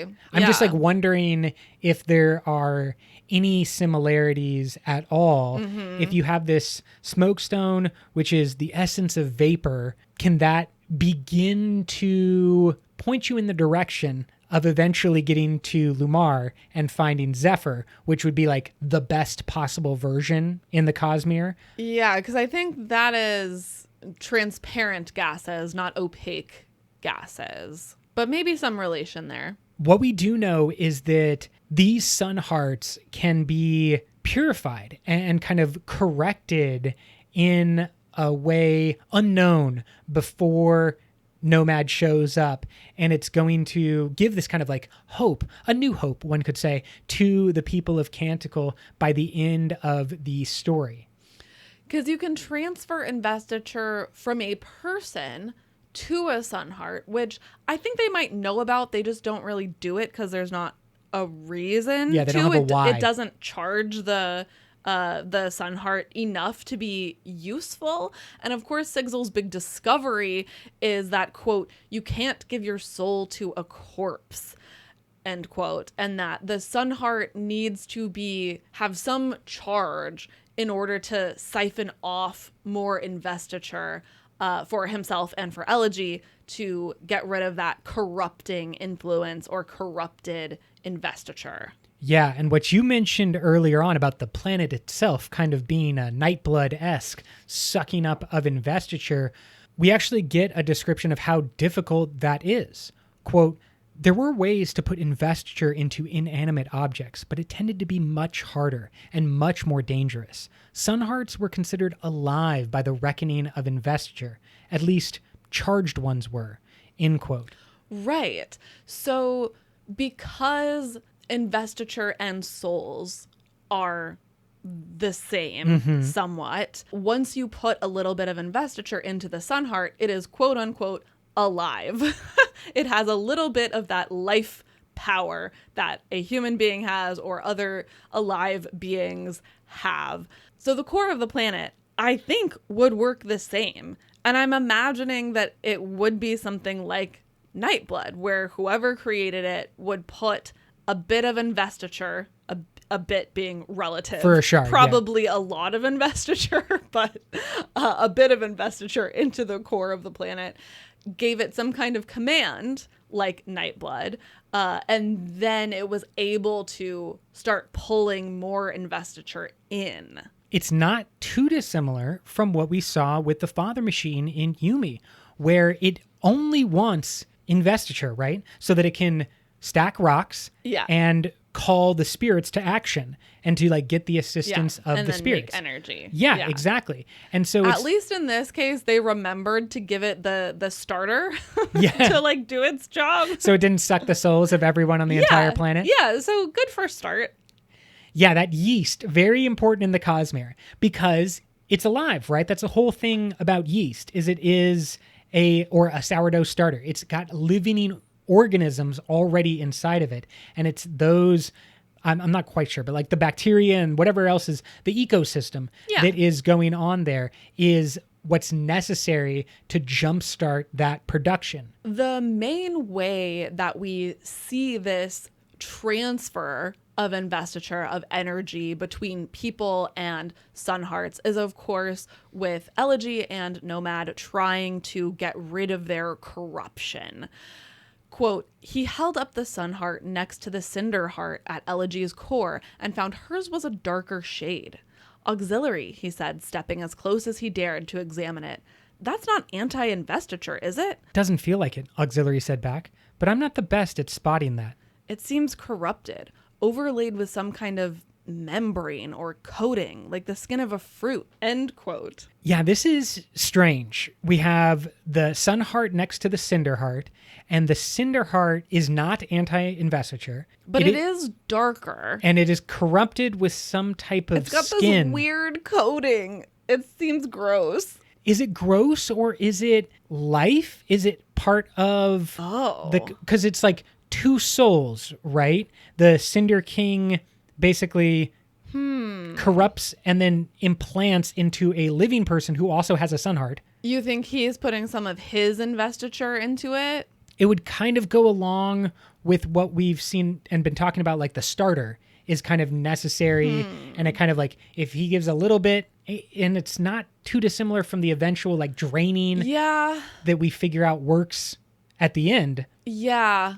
I mean, that's possible. I think that he is maybe putting some of his own investiture into it, and then that's what sort of creates the link. Yeah, the capital C connection. Them, where he's able to control them. That would make sense to me. It also, I find it strange that they say it's not anti-investiture, because it certainly seems like anti-investiture. We hear from the Gadrians that the way to make a cinder heart versus a sun heart is by intent. And so my thought was the Cinder King is just using intent to corrupt the investiture, and it's the same as creating anti-void light, which is just with intent, and then it is anti-investiture. I wonder if in that instance, though, it would be easier to create more anti-void light if you started with some in the first place. Maybe to go from 0 and do a 100% transfer over, that requires a very special set of circumstances. But if you started with some anti-void light, you could kind of like encourage that to begin the process. And then we're just assuming that Nomad and Auxiliary don't know anti-investiture when they see it, I guess. I mean, he does say that he's not the best at it, so maybe he's just wrong. I'm assuming that they're correct. I'm thinking that this is not anti-investiture, that it is something else, but it's not anti-investiture. That seems weird to me. I mean, it can be weird. This whole planet's very weird. I mean, yeah.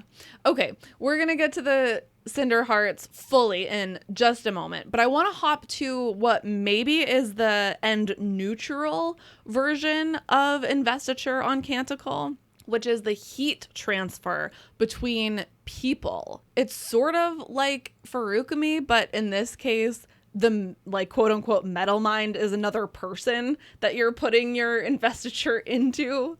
Yeah, it seems that investiture is able to manifest as heat.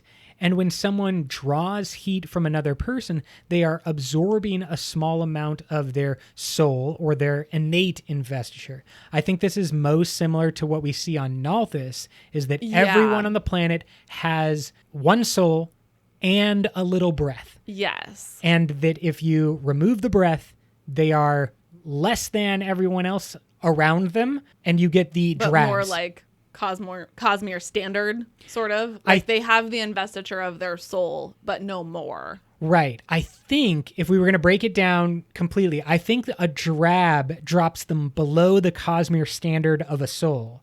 So their soul is like 0.75, but the bonus breath puts them up to like 1.3. Sure. And so most everyone on Nalthis is walking around with 1.3 investiture of a soul. Yeah. But they can have part of that removed, the bonus portion. But I don't think that drops them down to normal. I think they're less than Cosmere standard. Sure. And an average Threnodite has more investiture innately because of whatever turns them into a shade after they die. And so it might be only them that are able to do this heat transfer, because the thing they're passing around... and Nomad. I guess that, well, he's all messed up because he's a Dawn Shard. I don't know if he can be considered like a baseline normal across the Cosmere. Well, sure. I'm just saying it's not only the Threnodites. But right, I'm curious, so if I'm a Threnodite, I transfer some heat to you, I die. Do I then not turn into a shade because I don't have the extra investiture when I died? That's very interesting. I mean, again, this whole thing is about like purifying parts of yourself. And so if the shade is part of them in this investiture, can you take that away? Can you purify that out? And then you're left with only a soul? Right. Yeah, like the whole process that we were just talking about with Nomad and Elegy, like siphoning some of their corrupted investiture off. Could any Threnodite do that, and then they would not have to deal with shades anymore? I I think the answer is yes. I think so too. But it would maybe be a question of what are you losing out on? Like, for example, we wouldn't want Nalthinians to, at birth, all be forced to give up their breath. Yes. And that thing that kind of like makes them special, because then they'd be less than Cosmere standard. Yeah. So are the Threnodites that way as well? Are they... Yeah. I mean, with what we see in the Sunlit Man, I think you can make an argument for the benefit of the Shades. And our next episode is going to be all about how cool that is. Threnodites and their history and their culture and the Shades and like all of that. So we'll talk about that a little bit more then. And the greater good. Interesting questions here. And any touch at all can lead to heat being either drawn away or given to a person, which is part of why they wear clothing that completely covers them, from neck to toes and all the way down to their wrists and their gloves, etc. They formalize this with prayers to make it a moment when they're going to share heat and make it purposeful. But any type of prolonged touch will automatically start this sharing process. It's almost like a Bluetooth type thing that just sort of happens passively if you're within range of the device, except in this case the device is every other human being that you live with, which seems really inconvenient. It definitely would make a unique environment. It's not that different from what is happening with Apple's AirTag situation that I know we've previously talked about, but I think it is unique because of how passive it is. It makes me think that the heat that is being shared, the tiny bit of soul that is being exchanged, unlike on Nalthis, is very in flux. It is very kind of like a shared resource of all the people. Well, I think there's something really unique happening with the investiture of these specific people. Maybe this only applies to Canticleites. Maybe it applies to all Threnodites. We don't know. We would have to see other Threnodites come to the planet and see if they are able to share investiture this easily as well.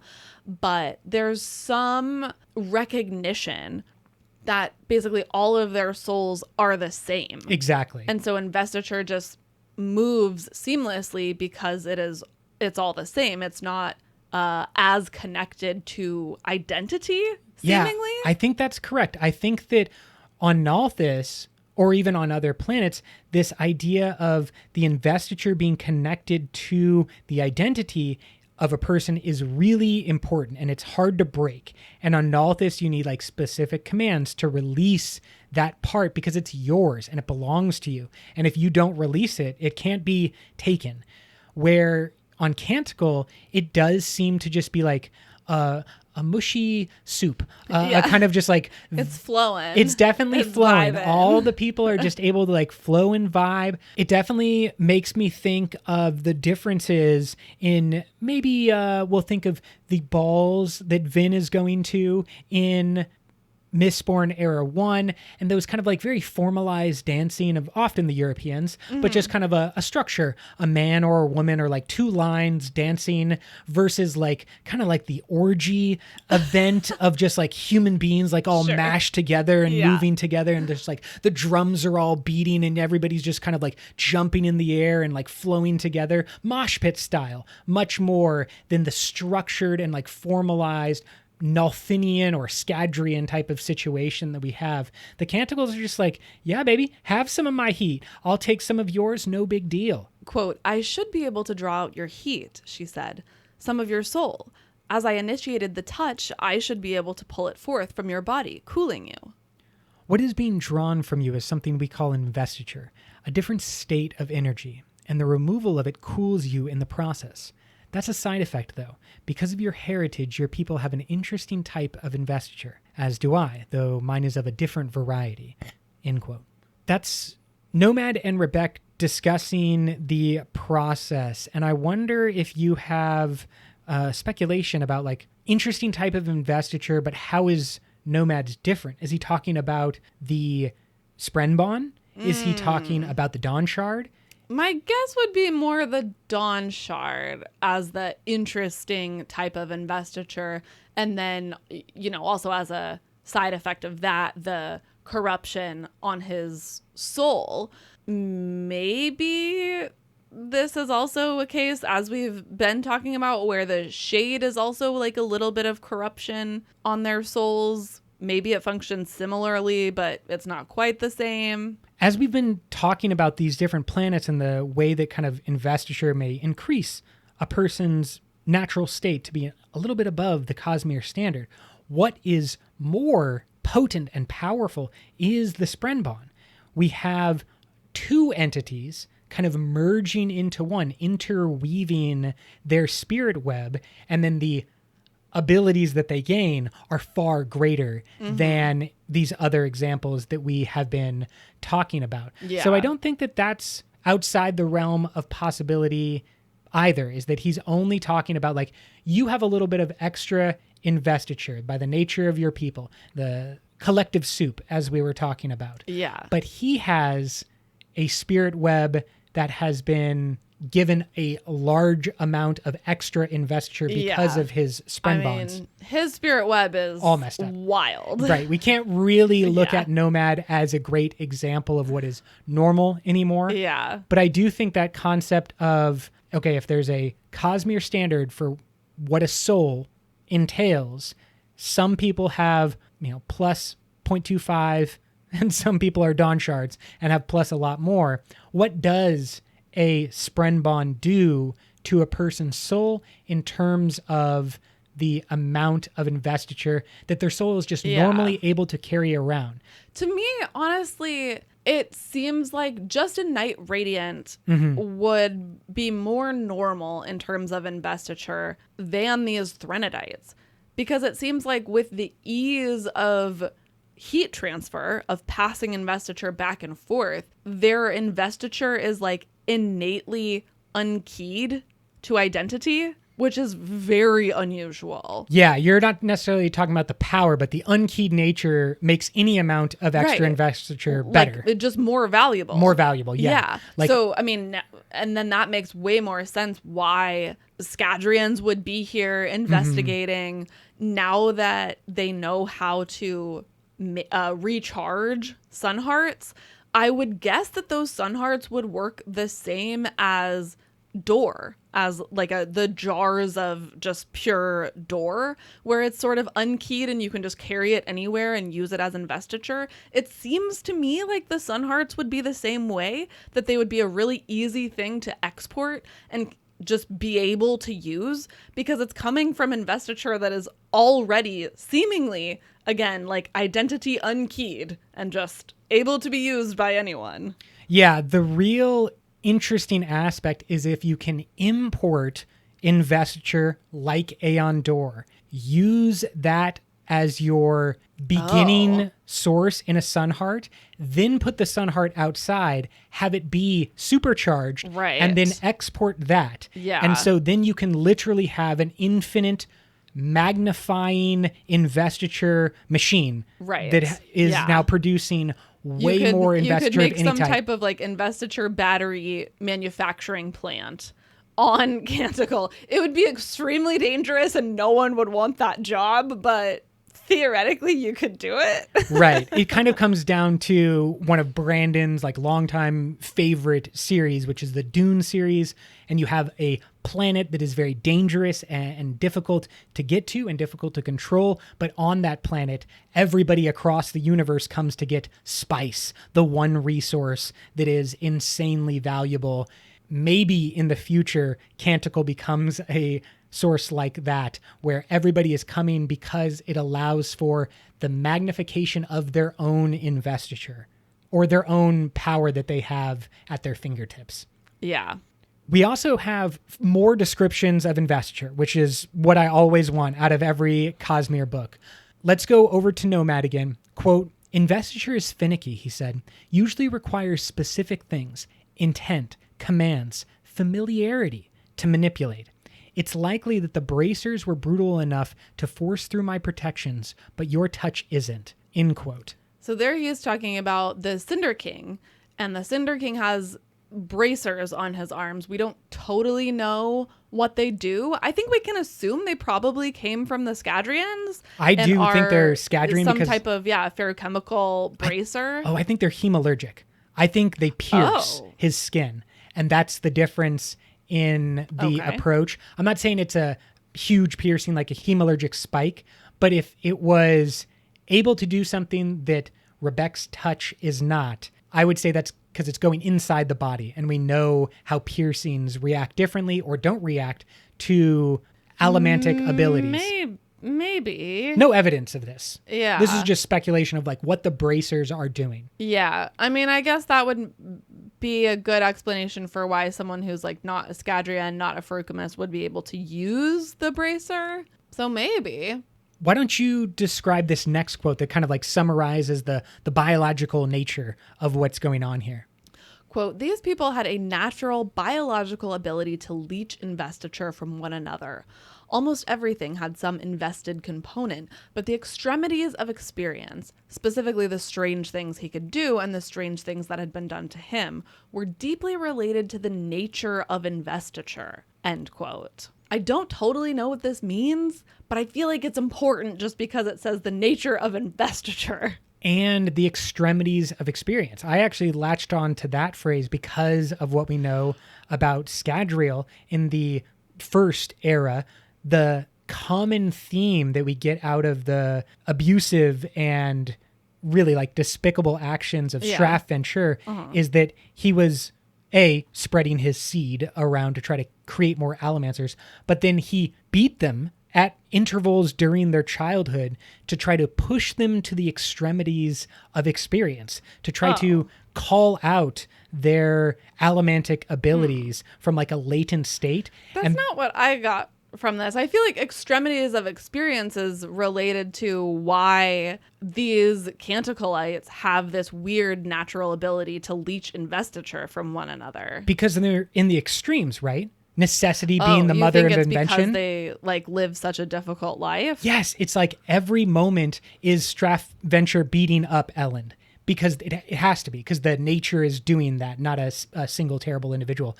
But it is like they're constantly under threat and stress, maybe since leaving Threnody or even before leaving Threnody. Yeah. And if you're doing that and you're born into that, these people, as you said, are not from Threnody. They're generations beyond. But we don't know. I mean, we just don't know what would happen if a current Threnodite came to Canticle, if it would be the same. Because I could also see a world where simply the fact that their spirit web is weird and they have the thing that makes shades attached to them is the gap in their spirit web. You know, the thing that makes the spren attach or whatever. They're just like already born with it. Okay, I would say the gap in their spirit web exists, but it hasn't been filled by a spren. It's filled by the shade.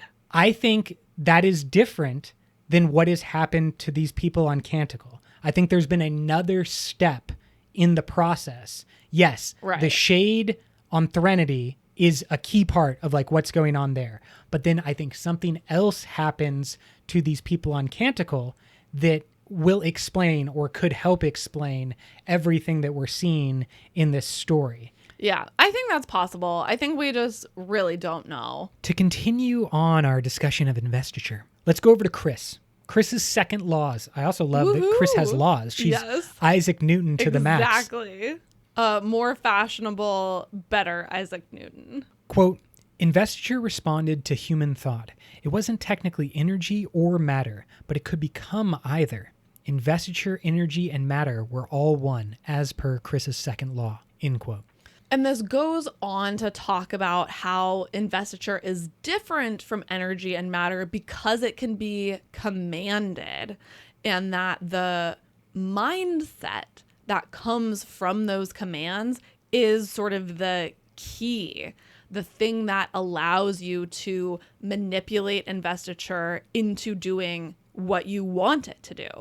And this book, I think, is really key for just hitting home the idea of the command and the ubiquity of commands or incantations of different types all throughout the Cosmere, that this is another sort of universal thing, which we've kind of had hints at, we've speculated at, and in The Sunlit Man, it's just really laid out very clearly. And I think it's being laid out clearly because of its impact, and probably the impact of all Chris's laws will have on the future of the Cosmere.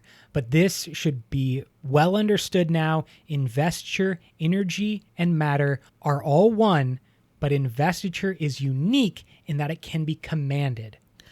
I want to end this little section about our end neutral heat transfer with one of the most beautiful moments of the book at the end, when the Canticleites are thanking and showing their appreciation for Nomad, and they all come up and touch him and transfer heat.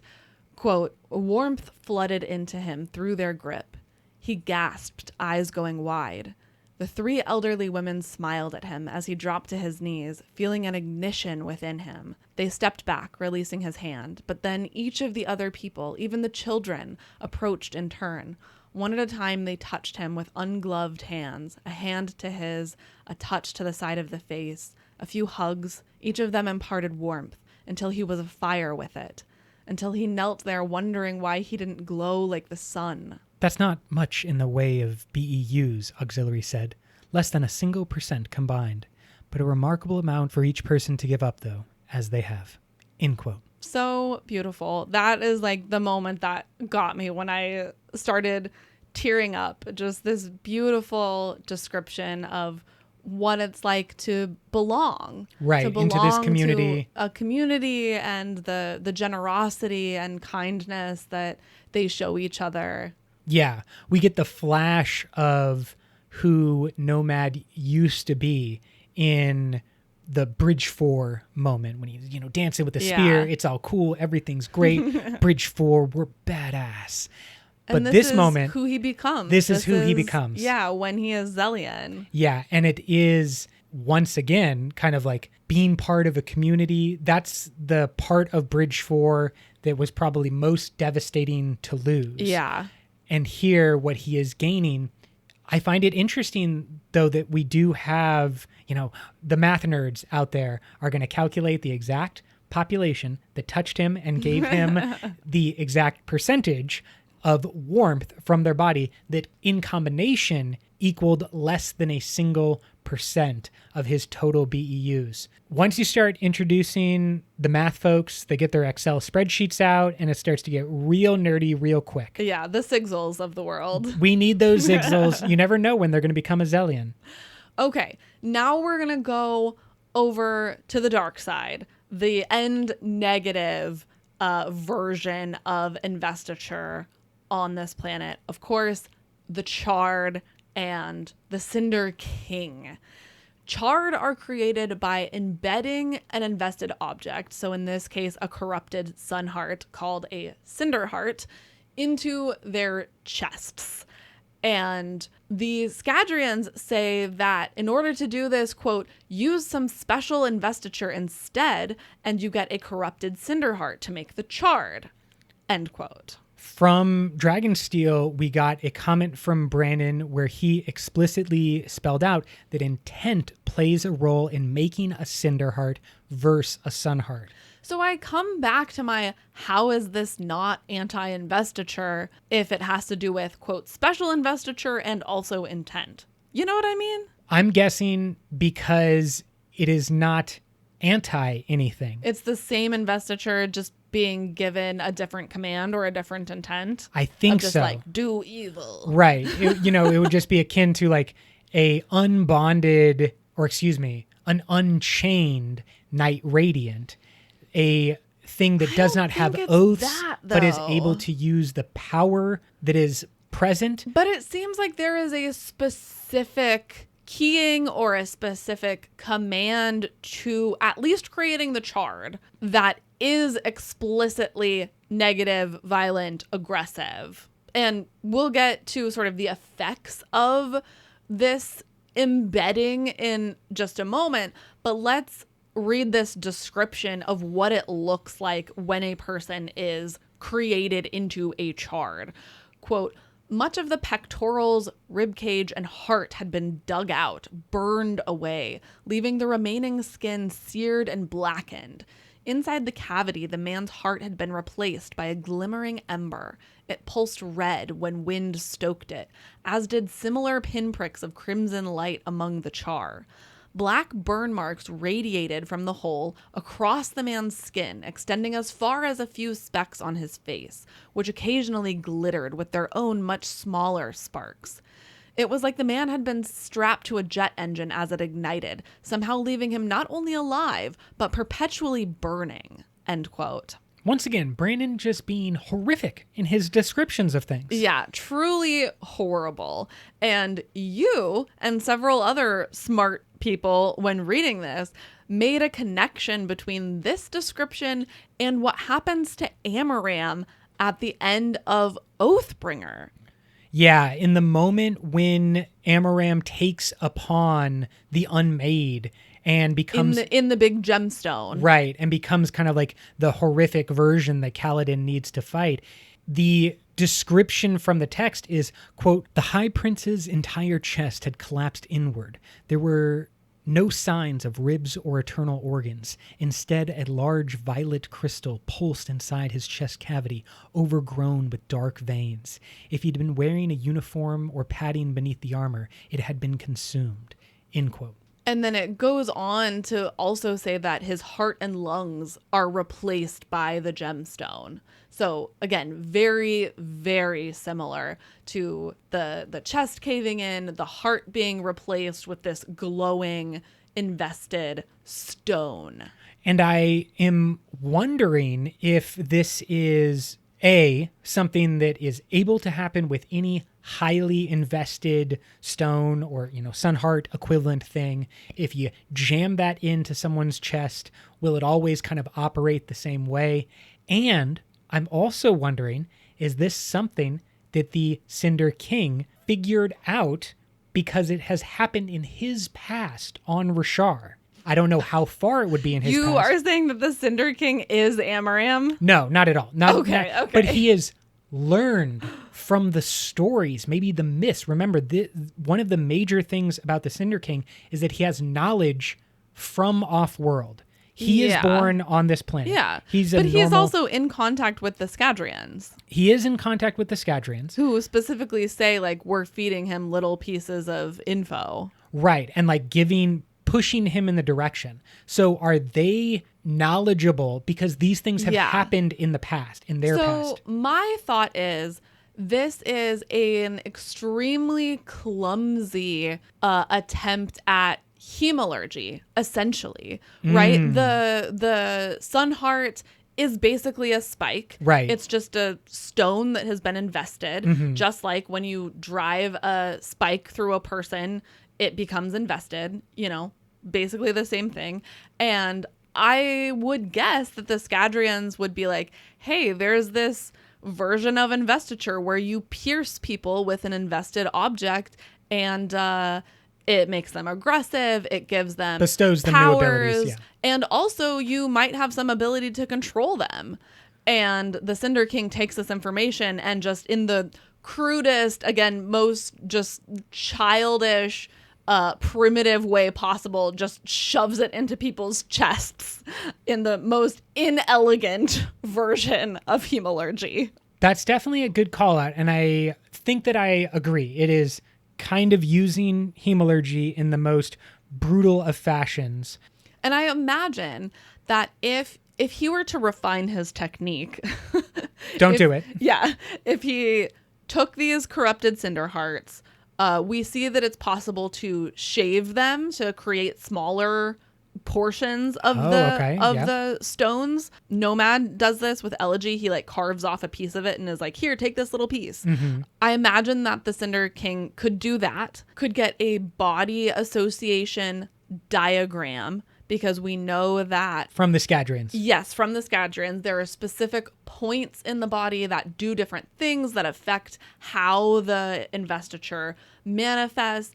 this, I believe, is true across the Cosmere, this like body association thing. So like he could, I think, be a lot more elegant about it and create a better army of these people. And he's just doing it in the clumsiest way at the moment. Yeah, thank goodness for inelegant tyrants. We don't actually want them to figure out hemalurgy. Inelegant tyrants, not as bad as they could be. There is so much more that has to do with the direct connection that is being made. And with Elegy specifically, we have this description of, quote, burned until only the ashes of her soul remained, end quote. And a little bit later, her soul is terribly compromised, the hero notes. That usually makes it easier to control or infiltrate a mind, doesn't it? End quote. From Auxiliary. And so instead of hemalurgy, which does pierce the soul and, you know, corrupt the soul enough to, as we see, allow Ruin to get in and manipulate and control a little bit. Again, this is like just the clumsiest way where it is burning a huge hole into the soul so that only the ashes remain. The person doesn't even really remember who they are, right? Their identity is almost completely gone. They really have no sense of self, and they are just this negative investiture following the Cinder King's orders. And let's go over to the Cinder King themselves to get some description, because P2 has done some experiments, some testing on himself with these kind of like ways of utilizing the power of the Sun Hearts. The Cinder King is a little bit different than the Charred, and we see the sort of template of the Cinder King be repeated with Rebecca later in the story. But the Cinder King is described as having glowing eyes, and his coat also glows, described as a red-orange color. And I just didn't understand why his, like, a piece of clothing would also be glowing unless he's somehow also invested his coat, which we don't really see, but maybe that's like a tiny Easter egg for us. Totally possible. I mean, we know that breath and other things can be put into an inanimate object. Yeah. And we also, I think, know that investiture in general kind of like leeches off of a person in the most direct way with like stormlight, like coming out of a person's pores and whatnot. But when they are armored, the investiture, whatever it happens to be, is leaking out of the armor itself. Yeah. So I kind of think that like maybe his it's just clothing, because he has so much investiture. Exactly. And it's kind of like coming out. It would mean, I think, that cloak is valuable. Like that cloak might have investiture. Get that coat. But I do think it's probably similar to, you know, non-functioning armor from a Radiant, is that he's basically just like oozing investiture, and his clothing, therefore. Ooh, is there ever anything about there being magic innate in the God King from Warbreaker's clothing? I know he wears white because it like makes all the prism appearance around him. But is it ever said that like his clothing is magical or sacred or anything like that? No, I don't think so. Okay. Yeah. That would kind of be a comparison, because obviously he has a whole bunch of investiture. It is a little bit of the same effect where the God King has so much investiture, he's radiating the light of the investiture out, and then the white clothing is sort of reflecting that.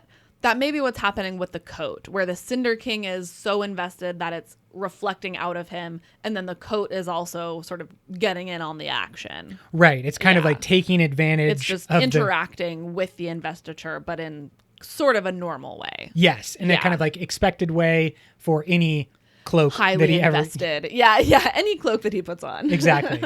And the Cinder King's Cinder Heart is not as deeply embedded into his chest. My question is, who made the Cinder King? Did he make himself like this? Did the Scadrians do it to him? Was he a test subject? Did he ask for it? How did this come about? It does seem weird that we have basically various groups of people across the planet who don't really have time to investigate. And then we have outsiders show up with outside information, maybe stories of hemalurgy or other things that were done across the Cosmere. And then we have the Cinder King take advantage of that information or intel. Without a lot of knowledge, though. Like, yeah, how would he... Yes, he could have just come up with the idea on his own, buried and he didn't want to like test it fully because it's him and he doesn't want to die. And so he goes like halfway and he's like, oh, I'm filled with power and totally awesome now. But I think this is another example of why I hate the Scadrians. I think they either purposefully they did it, either purposefully or by suggestion gave enough of the information so that the Cinder King did it, which is kind of like still doing it. I mean, right. You're like taking advantage of his ignorance for sure. Yeah, I could see it being either one. I could see them sort of being like, we're kind of curious what would happen. Like, he wants power. We'll try it out. We don't really care. And then I could also see it just being a knowledge transfer of like, if you pierce someone with this invested thing, they'll get powers. He does it on his own and for unknown reasons decides to try it on his heart first. Yeah. But probably also doesn't push it in as much because it's him, and I would guess that it is painful. Certainly, if Marvel and DC has taught me anything, it's that supervillains will definitely experiment on themselves. They got no problem running that experiment on themselves. That's their main character trait, really, is like self-experiments. Definitely. That's the biggest thing that makes you a villain. And then he takes all of this investiture into himself. With this Cinderheart embedded into him, he seems to be able to continue putting investiture into it and like drawing on it. And he does this with people, which is the main way that they're able to get investiture on Canticle. Quote, he seized each of them by turn by the throat, and they seemed to wilt, their skin growing ashen. When he tossed them aside, they were corpses, and the ember in his chest grew brighter. End quote. This is the dangerous side of what we were just saying is so beautiful. The people sharing their heat with Nomad, when it is not keyed to your identity, all it takes is a strong man coming around and grabbing you by the throat and then pulling that investiture out of you, because to his soul, the investiture is the same. Right. And this is the downside of the unkeyed situation. They're like, literally, we were made to be like a community in harmony, and you are taking advantage of that. Exactly. And I think that's one of the big risks of like communities in harmony, is because if you have always have a bad actor. Exactly. The bad actors can come in and they can take advantage of people who are working for the benefit of the group or the community and the society. And you're like, oh, well, that means that I can abuse you, is normally how we see it in like human society. Yeah. But in this case, it's I can literally like suck the life out of you because it's quote unquote my life and my soul and my energy. Right. And that's really where the philosophy becomes strange and weird, because there's this shared resource of like extra investiture, extra souls that everyone has. They give part of that willingly to Nomad to like share that experience with him. And the Cinder King takes it forcefully. By the same mechanism are those two things allowed to happen. Right. And we hear that he has done this to thousands of people. He has invested himself with thousands of people's worth of heat or investiture. And the description is a little bit akin to a vampire, sucking blood out of their victims, leaving them, an ashen husk. Right. It reminds me of when a shard blade cuts through. The gray skin. Yeah, the grayness, the ashenness is very similar, because both of them are tapping into the spirit web, the spiritual realm, versus just the physical body. And then the last really confusing But notable thing about the Cinder King that we sort of already mentioned is that he says many times that his sort of driving force is to unite all of his people. Obviously, we've heard this call to unity many a time before. Do you think that there's any significance to it? Like, is this supposed to mean something to us? And if so, what does it mean? I think anytime Brandon uses similar phrases in his works, it's done purposefully. I'm not saying he never makes mistakes or anything, but this was done a bunch of times as part of like the character and the driving motivation for the Cinder King. Like very explicitly. Yes. I think that there is, as I was just talking about, a unique aspect in that when you have something that is collectively shared, what's the quote unquote real difference between all of us working together and all of us doing what I want? Be like, unity is doing everything that I want because I am you and you are me and we are all the walrus. But it's a very obviously like order or authoritarian tyrant view of the situation. Yeah. But I could very much kind of understand the concept of, I look around, I see all the same energy inefficiently spread. But if you just would do what I want, then it would all work better and everyone would be happier because you're doing what I need and what I want. And it's like their society or the way that their investiture works is kind of like influencing him to be this person.